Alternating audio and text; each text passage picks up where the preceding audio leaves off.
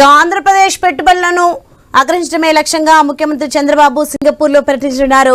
రేపటి నుంచి 31 వరకు 6 రోజుల పాటు సింగపూర్లో పర్యటించి దిగ్గజ సంస్థల ప్రతినిధులు, యాజమాన్యాలు, ప్రముఖులు, పారిశ్రామికవేత్తలతో భేటీ కానున్నారు.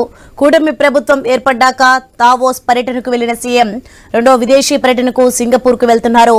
బ్రాండ్ ఏపీ ప్రమోషన్తో ఆంధ్రప్రదేశ్కు పెట్టుబడులను సాధించేందుకు ఈ పర్యటనను వేదిక చేసుకోనున్నారు.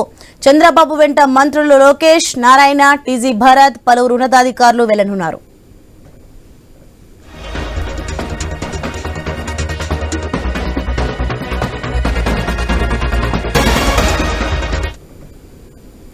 ప్రభుత్వం తీసుకువచ్చిన నూతన పారిశ్రామిక పాలసీలు, స్పీడ్ ఆఫ్ డూయింగ్ బిజినెస్ విధానాలను వివరించి పెట్టుబడులదారులను ఆహ్వానించనున్నారు ముఖ్యమంత్రి. పోర్టులు, ఎయిర్పోర్టులు, హైవేలు, హార్బర్లు, భూముల లభ్యత, కనెక్టివిటీ, 1053 కిలోమీటర్ల తీర ప్రాంతం, నిపుణులైన మానవ వనరుల గురించి వివరిస్తారు. పారిశ్రామికవేత్తలను పెట్టుబడులు పెట్టాల్సిందిగా కోరనున్నారు.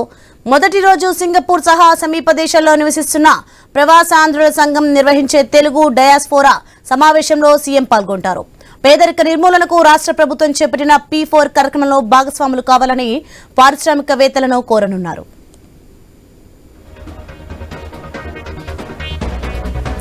ఏపీలో పోర్టు ఆధారిత ప్రాజెక్టులు, సెమీ కండక్టర్లు, ఏఐ డేటా సెంటర్ల ఏర్పాటుకు సంబంధించిన పెట్టుబడులపై ముఖ్యమంత్రి చంద్రబాబు చర్చించనున్నారు.